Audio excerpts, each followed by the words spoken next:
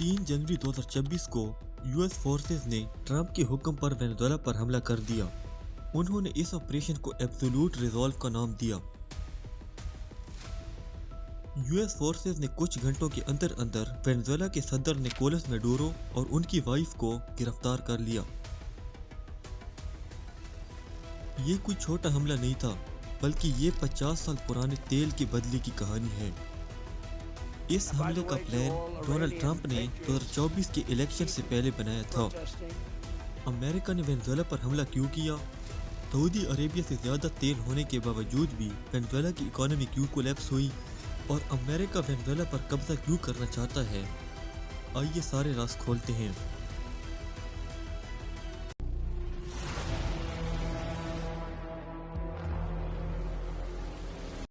Venezuela south America का एक मुल्क है जो अटलांटिक ओशन के किनारे पर मौजूद है। 1811 में सिमोन बोलीवर ने इसे स्पेनिश से आज़ाद कराया था। बोलीवर चाहता था कि इसे ग्रेट कोलंबिया का हिस्सा बनाया जाए, लेकिन उस वक्त अमेरिका की रुकावट की वजह से ये 3 हिस्सों कोलंबिया, इक्वाडोर और वेनेजुएला में बंट गया।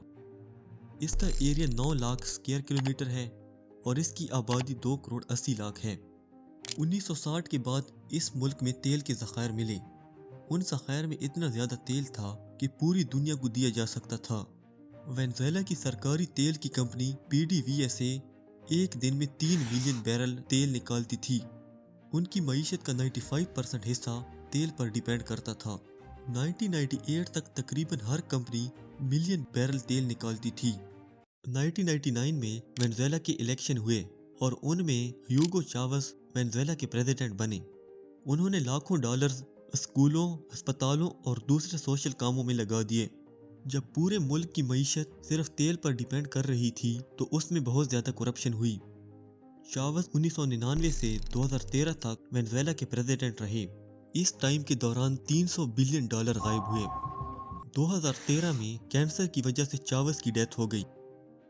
उनके बाद निकोलस मेडुरो वेनेजुएला के नए प्रेसिडेंट बने। वो 2013 से 3 जनवरी 2026 तक वेनेजुएला के प्रेसिडेंट रहे। उनके दौर में इन्फ्लेशन रेट 1,30,000 था। 75 लाख लोग वेनेजुएला छोड़कर चले गए। GDP 75% नीचे गिरा। अमेरिका की नज़र वेनेजुएला के तेल के ज़खायर पर है। वेनेजुएला के पास 303 बिलियन बैरल तेल के ज़खायर हैं। ये सऊदी अरेबिया और ईरान के ज़खायर से भी ज़्यादा हैं। अब आपका सवाल ये होगा कि अगर वेनेजुएला में इतना ज़्यादा तेल है तो अमेरिका सऊदी अरेबिया से तेल क्यों खरीदता है? इस बात का जवाब जानने के लिए चलते हैं 1960 में।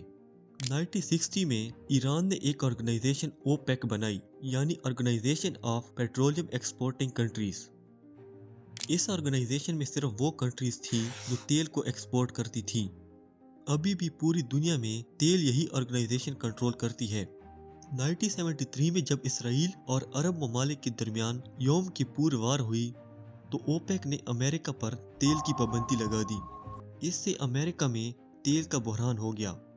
एक बैरल की कीमत $3 से $12 तक पहुंच गई। अमेरिकन गैस स्टेशंस बंद होने लगे और इन्फ्लेशन 4% तक बढ़ गई। अमेरिका के सेक्रेटरी हेनरी किसिंजर ने कहा कि उस वक्त तेल सिर्फ माशी नहीं बल्कि सियासी हथियार बन गया था।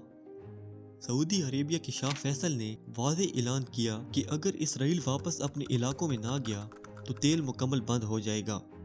किसिंजर ने इस मसले को हल करने के लिए इसराइल और अरब ममालिक के दरमियान मुज़ाकरात कराए।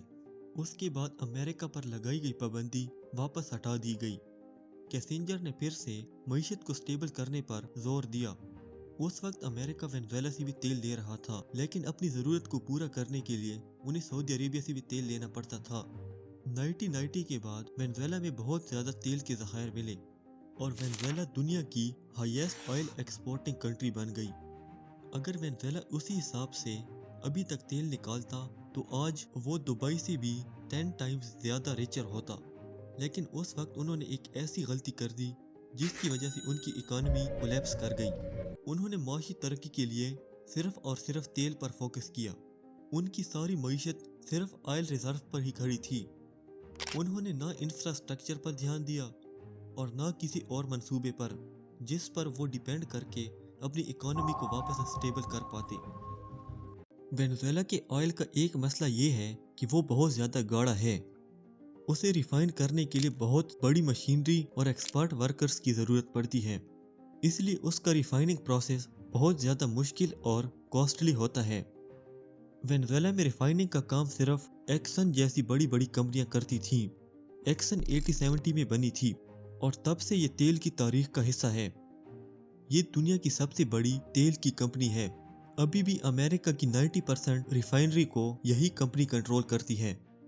हेनरी किसिंजर के दौर में एक्सन वेनेजुएला की भी ऑयल रिफाइनरी को कंट्रोल करती थी।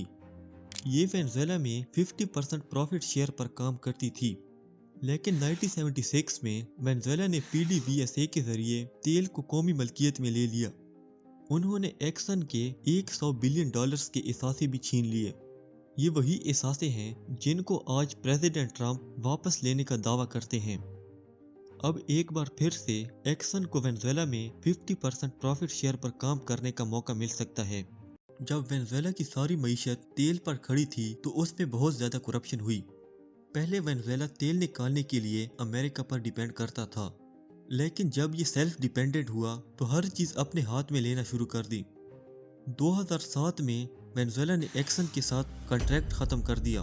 गवर्नमेंट ने एक दिन में 18,000 एक्सपीरियंस्ड वर्कर्स को निकाल दिया और उनकी जगह अपने पपेट्स को बैठा लिया। वो सब के सब अनएक्सपीरियंस्ड थे।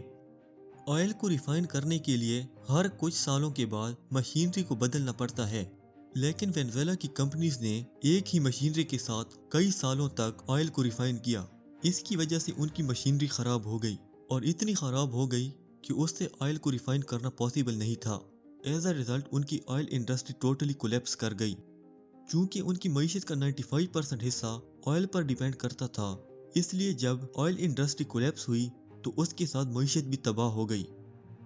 इन्फ्लेशन और बेरोजगारी इतनी ज़्यादा बढ़ गई कि 40% लोग मुल्क छोड़कर बाहर चले गए।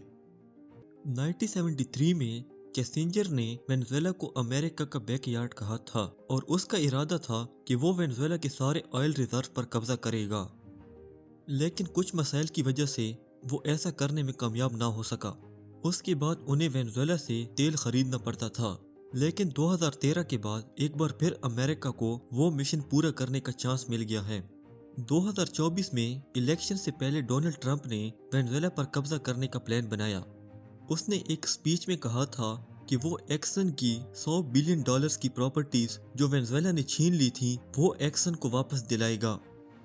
जब अमेरिका वेनेजुएला पर कब्जा करने में कामयाब हो जाएगा तो उसके बाद क्या होगा, आइए जानते हैं।